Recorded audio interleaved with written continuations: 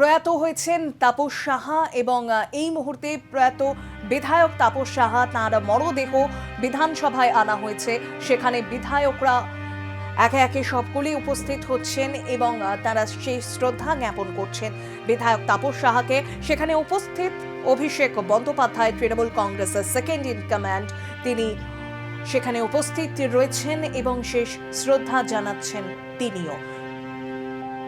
Brain স্ট্রোকে আক্রান্ত হন নদিয়ার তেহট্টের তৃণমূল বিধায়ক। পরবর্তীতে গুরুতর অসুস্থ অবস্থায় ভর্তি করা হয় তাকে কলকাতার একটি বেসরকারি নার্সিংহোমে, আর তারপরেই চিকিৎসা চলাকালীন তার মৃত্যু হয় বলে খবর।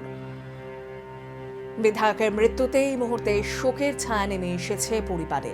শোক প্রকাশ করেছেন মুখ্যমন্ত্রী মমতা বন্দ্যোপাধ্যায়। একই সঙ্গে তাঁর পরিবারের প্রতি সমবেদনাও জানিয়েছেন মুখ্যমন্ত্রী মমতা বন্দ্যোপাধ্যায়। বিধানসভায় বিধায়কের মরদেহ শায়িত রয়েছেন। প্রয়াত তাপস সাহাকে শ্রদ্ধা জানাচ্ছেন একে একে বিধায়করা এবং বিধানসভায় শেষ শ্রদ্ধা জ্ঞাপন করলেন অভিষেক বন্দ্যোপাধ্যায়ও।